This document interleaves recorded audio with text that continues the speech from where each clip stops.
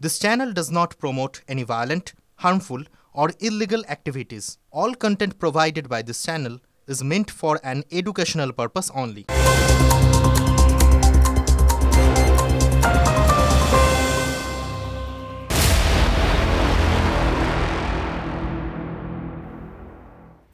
বাংলাদেশে অশান্ত পরিস্থিতি যার প্রভাব এই বাংলাতেও পড়েছে। রাজ্যের বিভিন্ন জায়গা থেকে জঙ্গিদের গ্রেপ্তার করা হচ্ছে। বাংলায় কোথাও একটা অনুপ্রবেশের আশঙ্কাও রয়েছে। আর ঠিক সেই সময় খাগড়াগড় বিস্ফোরণে ধৃত জেএমবি জঙ্গিকে জিজ্ঞাসাবাদের অনুমতি পেল এসটিএফ। সূত্রের দাবি, অভিযুক্ত জেএমবি জঙ্গি তারিকুলের সঙ্গে আনসারুল্লাহ বাংলা টিমের সদস্যদের নিয়মিত যোগাযোগ রয়েছে।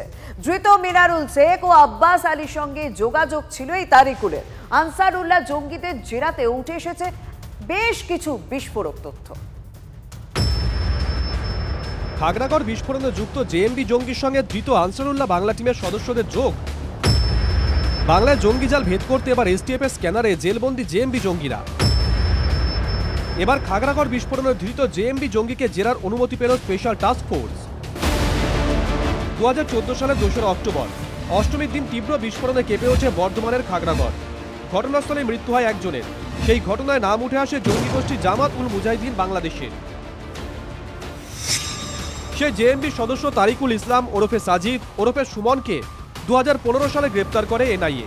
গোয়েন্দাদের দাবি, 2017-18 সালে তার সঙ্গে বহরমপুর জেলে পরিচয় হয়েছিল অসম এসটিএফ এর হাতে ধৃত আনসারুল্লাহ বাংলা টিমের সদস্য আব্বাস আলীর। ধৃত জঙ্গি মিনারুল শেখের সঙ্গে যোগাযোগ ছিল তারিকুলের। অসম ও এই রাজ্য থেকে ধৃত আনসারুল্লাহ সদস্যদের সাথে যোগাযোগ ছিল জেলবন্দি জেএমবি সদস্যদের।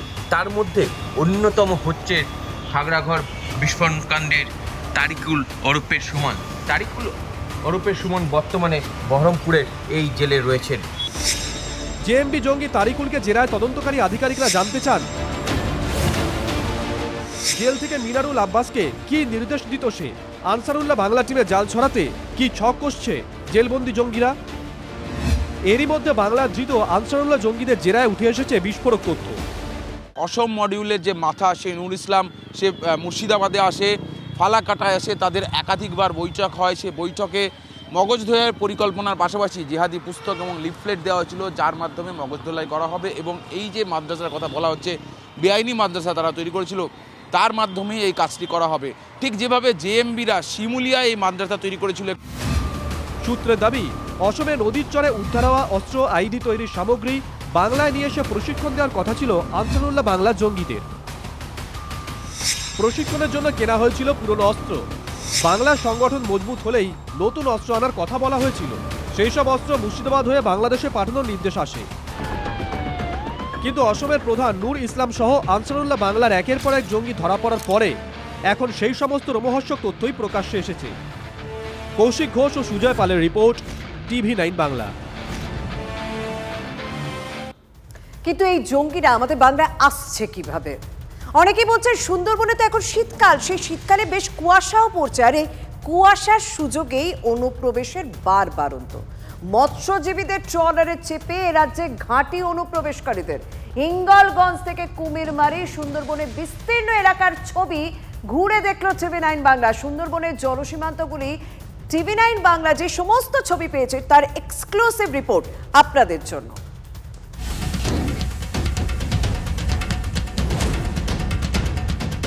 স্থলভাগের মতো জলপথ সীমান্তে নেই কোনো বেড়া। অভিযোগ, সেই সুযোগ কাজে লাগিয়ে দীর্ঘদিন ধরেই সুন্দরবনের নদীপথ ব্যবহার করছে অনুপ্রবেশকারী ও চোরাচালানকারীরা। সীমান্তরক্ষী বাহিনীর চিন্তাটা বাড়িয়ে দিয়েছে শীতকাল। फॉगी वेदर है, इसको भी भेद कर वो आगे की जो किसी तरह की भी एक्टिविटी है उसको पकड़ सकते हैं। बाकी इस तरह के चैलेंजेस सीजनल टाइप के आते रहते हैं। গোয়েন্দাদের অনুমান, মৎস্যজীবীদের ট্রলার মাছ ধরার নৌকায় চড়ে ঢুকে পড়ছে বাংলাদেশের অনুপ্রবেশকারীরা। কুয়াশায় ঢাকা থাকে, মেঘের থাকে তো দেখা যায় না, সেই সময় বেরিয়ে আসে। বেশি দূর না দেখতে পারলে তো পারে আসবি। নজরদারি ঠিক কম আছে, যা আছে তোমার জয়গঞ্জ বাজার থেকে আসে, এধারে আসে না, কম আসে। হিঙ্গলগঞ্জ, কুমিরমারি, সন্দেশখালী থেকে হেমনগর, জলে ঘেরা সুন্দরবনের এই জনপদগুলিকেই বেছে নিচ্ছে অনুপ্রবেশকারীরা। পাতলা নদীর ওপর দিয়ে এই মুহূর্তে আমরা ধীরে ধীরে যাত্রীবাহী বোটে চড়ে সোজা এগিয়ে চলেছি কুমিরমারির দিকে। কিন্তু সেই কুমিরমারি যাওয়ার আগে এই মুহূর্তে আমাদের ঠিক বাঁ দিকে যে ড্রামগুলো দেখতে পাচ্ছি, এগুলো স্থানীয় বাসিন্দারা যেমনটা দাবি করছেন, এটা হচ্ছে তুষখালী এবং ধুচনিখালী এলাকা। আর ঠিক তার উল্টো দিকেই যদি তাকানো যায়, যদিও এই মুহূর্তে আমাদের ক্যামেরার লেন্সে স্পষ্টভাবে দেখানো সম্ভব হচ্ছে না, তার কারণ এতটাই কুয়াশা রয়েছে। এই যে বিস্তীর্ণ জলপথ, এই রাস্তাই কিন্তু চলে যাচ্ছে বাংলাদেশের দিকে। 10,000 বর্গ কিলোমিটার জুড়ে গড়ে ওঠা সুন্দরবনের 6,517 বর্গ কিলোমিটার রয়েছে বাংলাদেশে, বাকি অংশ ভারতের মধ্যে। দক্ষিণ 24 পরগনা জেলার সুন্দরবন জলসীমানা প্রায় 150 কিলোমিটার বিস্তীর্ণ। বড় অংশ রয়েছে উত্তর 24 পরগনায়। বিস্তীর্ণ এই জলপথেই বারবার অনুপ্রবেশ, চোরাপথের করিডর। সম্প্রতি একের পর এক জঙ্গি গ্রেফতারিতে বাংলাদেশি জঙ্গি সংগঠনের সক্রিয়তা গোয়েন্দাদের চিন্তা বাড়িয়েছে। তাই সুন্দরবনে জলপথে নজরদারি আরও বেড়েছে। একই সঙ্গে নেপাল সীমান্তের কড়া প্রহরা এড়িয়ে ভারত বাংলাদেশ সীমান্তকে পাক জঙ্গিরা ব্যবহার করতে চাইছে বলেই অনুমান গোয়েন্দাদের। সেক্ষেত্রে বাংলাদেশ লাগোয়া সুন্দরবনের জলপথকে পাক জঙ্গিদের ব্যবহারের সম্ভাবনা উড়িয়ে দেওয়া যাচ্ছে না।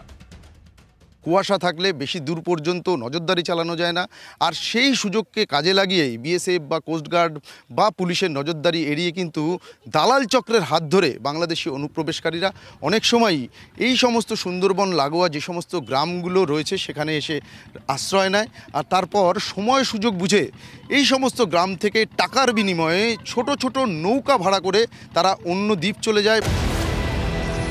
আদর্শ সময় শীতকাল, কুয়াশার সুযোগকে কাজে লাগিয়ে তাই বাড়ছে অনুপ্রবেশ। জলপথ সীমান্তে বাড়ছে উদ্বেগ, বাড়ছে চিন্তা। 2-4টি এরকম ঘটনা হয়তো ঘটতে পারে, হ্যাঁ, কিন্তু এই জায়গায় আমার মনে হয় বিএসএফ তারা যদি যথাযথ দায়িত্ব পালন করে আর লোকাল মানুষের সঙ্গে জনসংযোগ রাখে, মানুষ সাহায্য করবে। আমাদের হিঙ্গলগঞ্জ কিন্তু সেরকম কোনো ঘটনায় পরিচিতি লাভ করেনি, কিন্তু এগুলো সাবধান থাকা দরকার। সুন্দরবনের জলপথের সুরক্ষা নিশ্চিত করতে তৎপর উপকূলরক্ষী নৌবাহিনী এবং বিএসএফ। সজাগ বাহিনী, বেড়েছে নজরদারি, তবুও উদ্বেগ আর আশঙ্কাটা থেকেই যাচ্ছে। থানা থেকে শুরু করে ফরেস্ট ডিপার্টমেন্ট, এমনকি প্রশাসনের যে নজরদারি, সেই নজরদারিও বাড়ানো হয়েছে, কিন্তু আভ্যন্তরীণ সুরক্ষা নিয়ে এই অনুপ্রবেশ ইস্যুতে কিন্তু প্রশ্ন থেকেই যাচ্ছে। কুমিরমারি থেকে ক্যামেরায় বিনোদ সিংয়ের সঙ্গে সুপ্রিয় গুহ, TV9 বাংলা।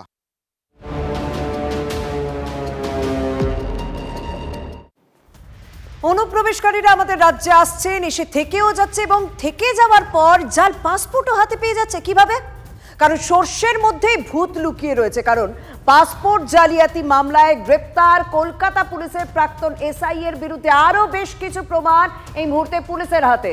হোমগার্ডদের কাজে লাগিয়ে পাসপোর্ট জালিয়াতি করতেন এই আব্দুল হাই।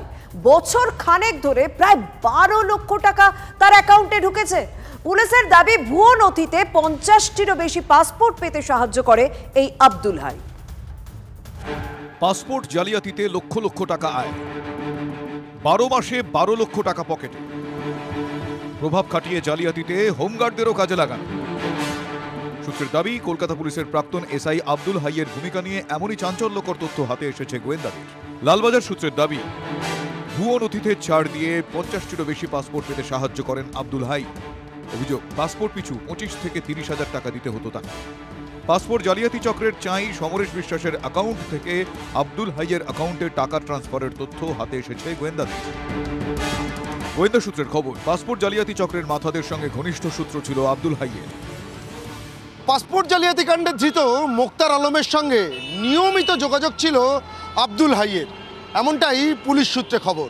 আর তার পাশাপাশি মনোজ গুপ্তার সঙ্গেও বিভিন্ন সময়ে যোগাযোগ রাখতেন ধৃত আব্দুল হাই, এমনটাও জানতে পেরেছেন তদন্তকারী আধিকারিকরা।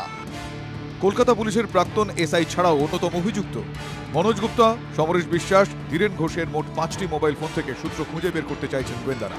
ডিলিট করে দেওয়া তথ্য খুঁজতে নেওয়া হতে পারে ফরেন্সিক বিশেষজ্ঞদের সাহায্য।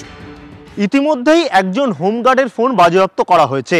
আর কোন কোন হোমগার্ড এই জালিয়াতি কাজে যুক্ত তা জানার জন্য চিহ্নিত করার কাজও শুরু করেছেন গোয়েন্দারা। তদন্তকারীদের দাবি, পাসপোর্ট ভেরিফিকেশনের দায়িত্বে বহু বছর ছিলেন আব্দুল হাই। সেই অভিজ্ঞতাকেই জালিয়াতিতে কাজে লাগান বলে অভিযোগ। সূত্রের দাবি, ওই প্রাক্তন পুলিশ অফিসারের ফোনে বহু ফোন নাম্বার পাওয়া গিয়েছে। তাই গোয়েন্দারা নিশ্চিত যে উপভোক্তাদের সঙ্গে সরাসরি যোগাযোগ রাখতেন আব্দুল। যে পাসপোর্ট বা পাসপোর্ট জাল করার যে সমস্ত সংখ্যা দেখছেন, আমি মনে করি এটা হিমশৈলের চূড়া মাত্র। এটা একটা সংগঠিত চোরাই চক্র, সংগঠিত চোরাই পাসপোর্ট চক্র। পাসপোর্ট জালিয়াতি এটা নতুন নয়। পাসপোর্ট জালিয়াতি সিপিএম জমানায় মানে ভুরি ভুরি হয়েছে। পাসপোর্ট জালিয়াতি অন্য রাজ্যেও হয়। কিছু অসাধু চক্র কাজ করে এবং সিস্টেমের মধ্যে থেকে দু একটা খারাপ লোক তাদের সঙ্গে হাত মিলিয়ে নিশ্চয়ই থাকে, নইলে এগুলো কীভাবে হবে? আর এগুলো সব নতুন কিছু না, এগুলো চিরকাল এইগুলোই হয়ে এসছে। এখন অনেক কমেছে, যারা করছে তাদের পুলিশ ধরছে। পাসপোর্ট জালিয়াতি কাণ্ডে সিঙ্গুর থেকেও দুজনকে গ্রেফতার করেছে পূর্ব বর্ধমান পুলিশ জেলার টিম। সুশোভন ভট্টাচার্য ও সুপ্রিয় গুহর রিপোর্ট, TV9 বাংলা। আর রাজ্যে যে অনুপ্রবেশ বাড়ছে তা তো বোঝাই যাচ্ছে, কারণ দেখুন না, শহরে আবারও পুলিশের জালে সন্দেহভাজন বাংলাদেশি। পার্ক স্ট্রিটে ধরা পড়েছিল, এবার NRS হাসপাতালের কাছ থেকে গ্রেপ্তার বাংলাদেশি মহিলা বেবি বিশ্বাস। বৈধ কাগজপত্র দেখাতে পারেননি, যে কারণেই তাকে ইন্টালি থানা পুলিশ গ্রেপ্তার করে। অন্যদিকে বৈধ নথি ছাড়াই কল্যাণীতে বসবাসের অভিযোগে গ্রেপ্তার দুই বাংলাদেশি।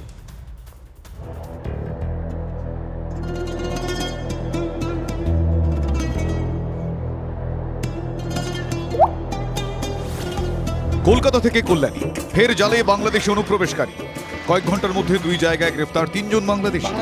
এখানে পুলিশের হাতে ধরা পড়েছে, কাগজপত্র কিছু আছে?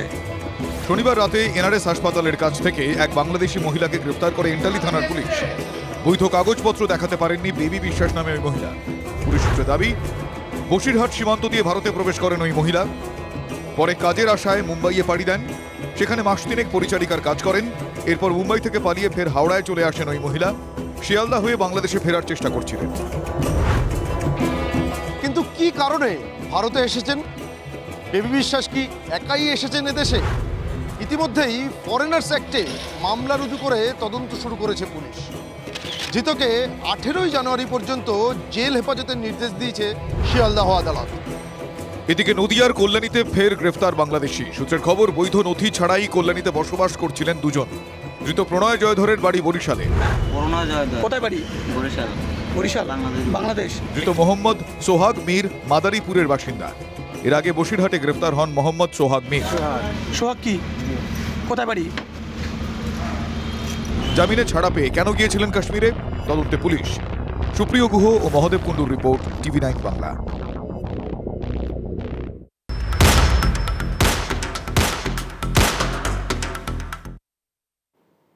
এবার একটু মালদার দিকে নজর রাখে। তৃণমূল কংগ্রেস নেতা দুলাল সরকার খুনে ফেরার দুই অভিযুক্তের খোঁজে 2 লক্ষ টাকা পুলিশ ঘোষণা করে দিয়েছে পুরস্কার হিসাবে। কিন্তু এই তৃণমূল কংগ্রেস নেতা কেন খুন হলেন, কার নির্দেশে খুন করা হলো তাকে? 3 দিন তো কেটে গেল, এখনো সেই বিষয়ে পুলিশের কাছে কোনো উত্তরই পাওয়া যায়নি। যদিও নিহতের স্ত্রী, তিনি কিন্তু সন্দেহ করছেন এই খুনের পিছনে বড় মাথা আছে।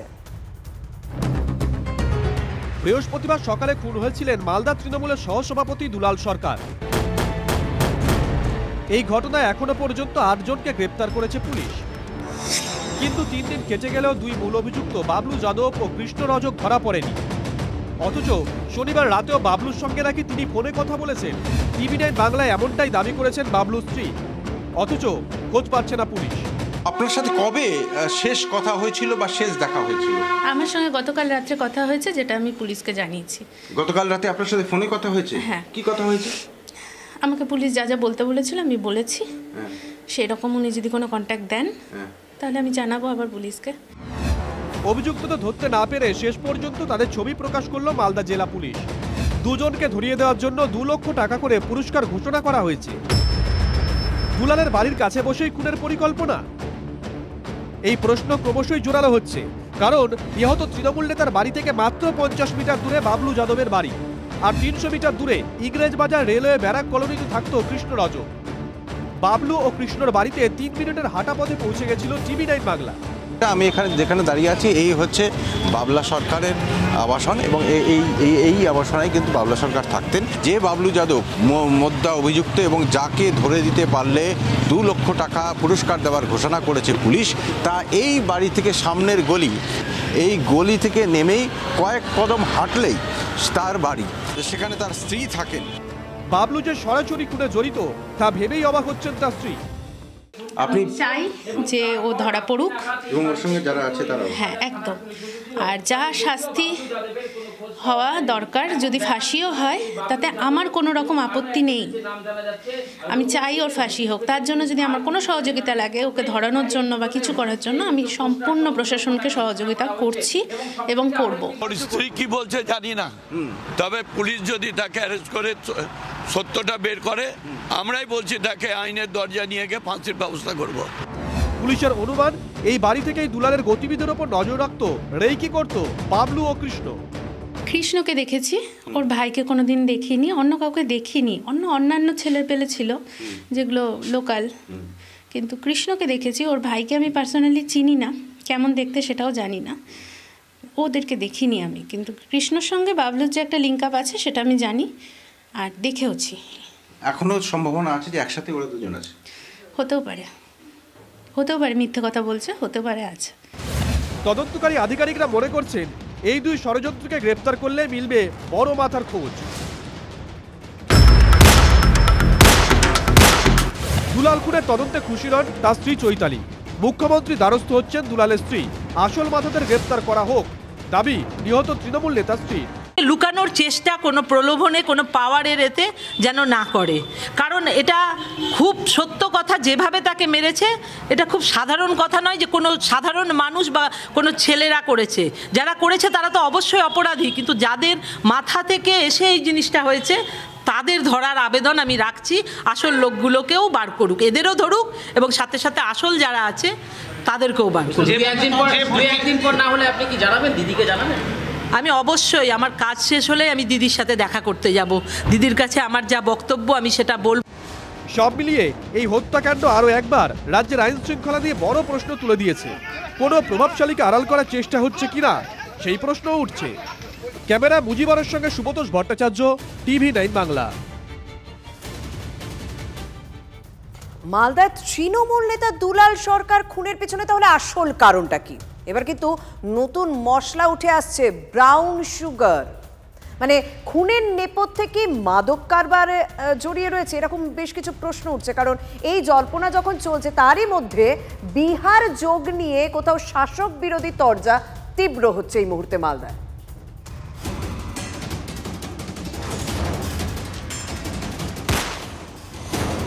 ব্যবসায়িক শত্রুতা নাকি জমি বিবাদ নাকি অন্তর্দ্বন্দ্ব? মালদায় তৃণমূলের হেভিওয়েট নেতা খুনে প্রকৃত কারণ কি? 72 ঘন্টা পরেও তার উত্তর অধরা। এর মধ্যেই সামনে এলো নতুন এক তথ্য। দুলাল সরকার খুনে মাদক যোগের দাবি। যারা এই কেসে জড়িত, এই নৃশংস হত্যা খুনের পেছনে, দেখবেন সেই অভিজিৎ ঘোষ থেকে শুরু করে, তারপরে হচ্ছে টিঙ্কু ঘোষ থেকে শুরু করে এই অমিত, তারপরে হচ্ছে যে রোহান, তারপরে হচ্ছে যে বাবলু যাদবের নাম আসছে, এরা প্রত্যেকে কিন্তু ব্রাউন সুগার অ্যাডিক্টেড এবং ব্রাউন সুগারের ব্যবসা করতেন কেউ কেউ। এর পেছনে কিন্তু প্রায় 20 থেকে 25 লক্ষ টাকার একটা গল্প আছে। এদের কিন্তু কারো ব্যক্তিগত ক্ষমতা নেই, যারা ধরা পড়েছে যে 10,000 টাকা পর্যন্ত প্রোভাইড করে। মাথা কিন্তু অবশ্যই আছে, না তো এত টাকা যোগান কেউ দিতে পারবে না এরা। একই কথা বলছেন খুনে অভিযুক্ত বাবলু যাদবের স্ত্রীও। ও যে এই কাজকর্মগুলো করছে বা অন্য রকম অসামাজিক কোনো কাজ করছে, অপরাধমূলক কাজ করছে, সেটা কি আপনি আজ করতে পেরেছেন? না, ও নেশা ভাঙ করতো। হ্যাঁ, বাড়ি থেকে আমার কাছ থেকে জোর করে টাকা নিয়ে যাওয়া, নেশা করা, এগুলো করে। এটা কি মোটা টাকার খেলা? টাকার জন্য হতেও পারে। এর পেছনে কোনো বড় নেতা আছে তৃণমূলের যে টাকা দিয়ে এটা করে থাকতে পারে? সেটা তো আমি বলতে পারবো না, কিন্তু কিছু তো একটা আছে। অস্ত্রোপচার, সোনার দোকানে ডাকাতি থেকে শাসক নেতাদের ওপর হামলা, একের পর এক ঘটনায় বারবার সামনে আসছে বিহার যোগ। তাহলে যত দোষ বিহারের?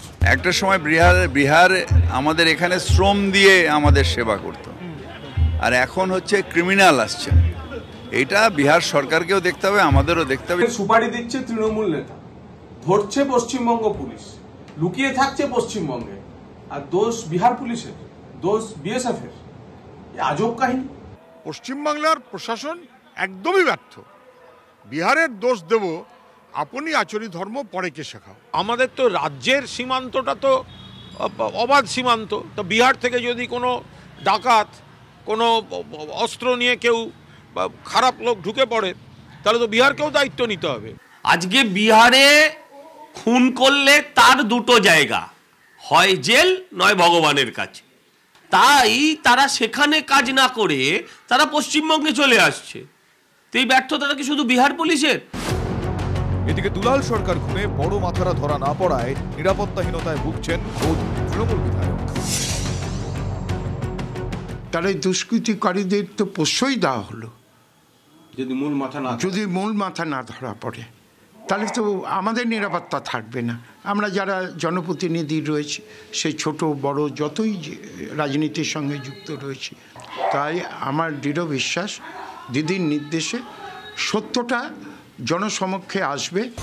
অবশ্যই সত্যিটা দ্রুত সামনে আসুক। মাদক না জমি, ব্যবসা না গোষ্ঠীদ্বন্দ্ব, কোন কারণে খুন হলেন Dulal? Bureau report, TV9 Bangla. নওদাতেও প্রকাশ্যে শুটআউটের ঘটনা ঘটল, তারপর একদিন পারও হয়ে গেল, এখনো সেখানেও অধরা অভিযুক্তরা। শোভাযাত্রার সময় গাড়ি যাওয়ার জন্য রাস্তা না পেয়ে বচসা বাঁধে, গাড়ি থেকেই গুলি চালিয়ে দেওয়া হয়। গুলি লাগে এক যুবকের গায়ে। গাড়িটি নওদা তৃণমূল ব্লক সভাপতির বলে অভিযোগ পরিবার এবং প্রত্যক্ষদর্শীদের। এদিকে সিসি ক্যামেরা ফুটেজ খতিয়ে দেখা হোক, পাল্টা চ্যালেঞ্জ ছুড়ে দিলেন অভিযুক্ত নেতা। আমার বৌমা, আমার ছোট বাচ্চা, যদি কিছু হয় তাহলে আমার কি হবে? নওদা সর্বাঙ্গপুরের রাস্তা দিয়ে শোভাযাত্রা যাচ্ছিল। অভিযোগ, তখন সেই পথেই চলে আসে তৃণমূল ব্লক সভাপতি সাফিউজ্জামান শেখের গাড়ি। পিছনে দলের নেতাকর্মীদের আরও বেশ কয়েকটা গাড়িও ছিল। রাস্তা ফাঁকা না পেয়ে শুরু হয় বচসা। হঠাৎই গাড়ি থেকে শূন্যে গুলি ছোড়া হয় বলে অভিযোগ। কেউ কিছু বুঝে ওঠার আগে আবার গুলি। এবার শোভাযাত্রার ভিড়ে ওপেন ফায়ারিং। গুলি লাগে রিন্টু বিশ্বাস নামে এক যুবকের গায়ে। বর্তমানে গুরুতর জখম অবস্থায় মুর্শিদাবাদ মেডিকেল কলেজে তার চিকিৎসা চলছে। সরাসরি নেতার বিরুদ্ধে অভিযোগ পরিবারের। গুলি মেরেছে তৃণমূলের নেতা যে গাড়িতে ছিল। মা বোনেরা কোনো সময়তে ওদের জন্য তো রাস্তায় বার হতে পারবে না। দিনের বেলাতে যদি ওরা এইভাবে করতে পারে তাহলে রাত্রে কি হবে? গাড়িতে গুলি করেছে, আমিন মাস্টার করেছে, তাই বলছি ছেলেকে। রবিবার হাসপাতালে গিয়ে আক্রান্ত যুবকের সঙ্গে দেখা করেন অধীর চৌধুরী। শাসক দলকে তুলে ধরা করেছেন বহরমপুরের প্রাক্তন কংগ্রেস সাংসদ। তৃণমূলের নেতাদের কাছে ছোট বড় সব অস্ত্রের কোনো কমি নেই। কতগুলো সাধারণ মানুষের উপরে গুলি চালিয়ে একজনকে আহত করে কি বাহাদুরি দেখিয়েছে আমার জানা নাই। পরে অভিযুক্ত ব্লক সভাপতিও হাসপাতালে গিয়ে আক্রান্তের সঙ্গে দেখা করেন। যাবতীয় অভিযোগ অস্বীকার করেছেন তিনি। আমি চ্যালেঞ্জ করছি এবং অনুরোধ করছি পাশাপাশি যারাই আমার বিরুদ্ধে এই অভিযোগ আনছে, কালকের সিসিটিভি সর্বাঙ্গপুর মোড় একটা জনাকীর্ণ বাজার, সেই বাজারের সিসিটিভি ফুটেজ যেন চেক করা হয়। পাল্টা তৃণমূলকে খোঁচা বিজেপি রাজ্য সভাপতি সুকান্ত মজুমদারের। কালকের ঘটনা ঘটেছে তো গ্রামবাসীর দোষ না, তৃণমূল নেতা পারলে আপনার বুকের উপর দিয়ে গাড়ি চালিয়ে যাবে, আপনি মানা করতে পারেন? এটা এত বড় দেশ সেবার কাজ করছে তারা। প্রকাশ্য রাস্তায় গুলি চলল, অথচ এখনো পর্যন্ত কাউকে গ্রেপ্তার করা হলো না। নেতা বলেই কি ছাড়? প্রশ্ন বিরোধীদের। গুলি চালানোর ঘটনা ঘটার পরেও পুলিশ কেন চুপ? গুলি চালানো হয়েছে, সেখানে একজন গুলিবিদ্ধ হয়েছে, পুলিশ নিয়ে গিয়ে ভর্তি করলেও সেখানে কেন এখনো পর্যন্ত পুলিশ সুয়মুটো কেস করেও অভিযোগ দায়ের করেনি, সেই বিষয়ে উঠছে একাধিক প্রশ্ন। মুর্শিদাবাদ থেকে ক্যামেরায় সিদ্ধার্থর সাথে কৌশিক, TV9 বাংলা। নগরায়নের চাপে বিপন্ন শিলিগুড়ির ফুসফুস মহানন্দা অভয়ারণ্য। বিনিয়োগকারীদের দাবি মেনেই জঙ্গল রক্ষায় কোথাও পিছু হচ্ছে প্রশাসন। অভয়ারণ্যের চারপাশে কমপক্ষে 1 কিলোমিটার পর্যন্ত এলাকাকে ইকো সেন্সিটিভ জোন করার প্রস্তাব দেওয়া হয়েছে। বন বাঁচানো না বিনিয়োগকারীদের স্বার্থ রক্ষা, উদ্দেশ্যটা নিয়ে কিন্তু প্রশ্ন থাকছে। মহানন্দা অভয়ারণ্য শিলিগুড়ির ফুসফুস হিসেবেই যার পরিচিতি। বনাঞ্চল ঘেঁষা এলাকায় নির্মাণ কাজ, কংক্রিটের ভিড়ে ভরছে বিপন্ন অভয়ারণ্যের বিভিন্ন অংশ। মহানন্দা অভয়ারণ্য এলাকায় যত্রতত্র নির্মাণ রুখতে খসড়া প্রস্তাব দেয় কেন্দ্র। জঙ্গলের বাইরের জায়গা বিশেষে 1 থেকে 18.5 কিলোমিটার এলাকায় নির্মাণে বিধিনিষেধ জারি হয়। 5 কিলোমিটার এলাকায় নির্মাণে বিধিনিষেধের প্রস্তাব দেয় রাজ্যের বন দপ্তর। যে প্রস্তাব কার্যকরী হলে আটকে যাবে 10,000 কোটির নির্মাণ। দিকে নগরায়নের চাহিদা, অন্যদিকে প্রকৃতি বাঁচানোর লড়াই, এর মাঝে টানাপোড়েন জোরদার হচ্ছে। এই পরিস্থিতিতে দাঁড়িয়ে তড়িঘড়ি বৈঠকে বসে পুর নিগমের কর্তারা বলছেন নগরায়নটাও করতে হবে, প্রকৃতিকেও বাঁচাতে হবে। বৈঠকে গৃহীত নয়া প্রস্তাব, 1 কিলোমিটার এলাকায় নির্মাণ কাজ নয়, বাকি এলাকায় অনুমতির ভিত্তিতে নির্মাণ হোক। প্রস্তাব পাঠানো হচ্ছে রাজ্যের কাছে। এনভায়রনমেন্ট প্রিজার্ভ করা, ওয়াইল্ড লাইফকে তার মুভমেন্টের জায়গা করে দেওয়া, সেন্সিটিভ জোনের নিউ এরিয়া, আর আমাদের টি ট্যুরিজম যাতে কোনোভাবেই হ্যাম্পার না হয়। মহানন্দা অভয়ারণ্যের কাছে শিলিগুড়ির মাটিগাড়ার একাংশে শালবাড়ি, শালুগাড়া এবং আরও কয়েকটি এলাকা, সেসব জায়গায় ইতিমধ্যেই বড় হোটেল রিসর্ট তৈরি হয়েছে। সেই নির্মাণগুলি ইকো সেন্সিটিভ জোনের মধ্যেই পড়ে। ফলে ভবিষ্যৎ পর্যটন ও পরিবেশ রক্ষার চূড়ান্ত ফর্মুলাটা তাহলে কি হবে? সেটা থাকছে রেগুলেটেড মানে হচ্ছে সেটা থ্রু প্রপার চ্যানেল, প্রপার অথরিটির পারমিশন, অ্যাসেসমেন্টের পরেই সেটার কিছু করা সম্ভব হবে। এবং সেক্ষেত্রেও একটা প্রভিশন থাকছে, ইকো ট্যুরিজমের নাম করে যদি সেটা কোনো রকমভাবে অ্যানিমেলের ডিস্টারবেন্স হয় বা ওয়াইল্ড লাইফের ডিস্টারবেন্স হয়, সেটা যাতে কোনোভাবে না হয় সেটা দেখা, এবং আমরাও সেটা ক্লোজলি মনিটর করব। অ্যাজ ট্যুরিজমের স্টেক হোল্ডার্স মনে করি যে পর্যটন যেভাবে গুরুত্বপূর্ণ জিনিস, সেইভাবেই এনভায়রনমেন্টও গুরুত্বপূর্ণ জিনিস। দুটোর ব্যালেন্সের মাধ্যমেই কিন্তু এই যে কোনো জায়গার ইকোনমিক ডেভেলপমেন্ট হবে, সেটাকে মাথায় রেখে আমরা এই ডিসিশনকে সাপোর্ট করেছি। এই নতুন সিদ্ধান্ত রাজ্যের কাছ থেকে কেন্দ্রের কাছে পৌঁছানোর পর চূড়ান্ত রূপ নিলে এই বন জঙ্গল কার্যত থাকবে কিনা তা নিয়ে প্রশ্নটা কিন্তু থেকেই যাচ্ছে। ক্যামেরায় দীপায়নের সঙ্গে প্রসেনজিৎ, TV9 বাংলা। বিধান শিশু উদ্যানে আয়োজিত হলো 46তম বার্ষিক মুক্তাঙ্গন প্রতিযোগিতা। 1976 সালে বিধান শিশু উদ্যানে যাত্রা শুরুর পরের বছর থেকে চলে আসছে এই আঁকা প্রতিযোগিতা। এর সূচনা করেন বিধান শিশু উদ্যানের প্রতিষ্ঠাতা জননেতা অতুল্য ঘোষ। রাজ্যের বিভিন্ন প্রান্তের 3 থেকে 16 বছর বয়সী ছেলেমেয়েরা প্রতিযোগিতায় অংশ নেয়। অঙ্কন বিভাগে অংশগ্রহণ করে 812 জন এবং আবৃত্তিতে অংশ নেয় 189 জন। বিশেষ পারদর্শিতার জন্য দুটি বিভাগে মোট 100 জন প্রতিযোগীকে পুরস্কৃত করা হয়। 67টি পুরস্কারপ্রাপ্ত ছবি নিয়ে একটি রঙিন অ্যালবাম প্রকাশিত হবে এবছর 1 জুলাই ডক্টর বিধানচন্দ্র রায়ের জন্মদিনের অনুষ্ঠানে। অংশগ্রহণকারী প্রত্যেক প্রতিযোগীর হাতে তুলে দেওয়া হয় বই।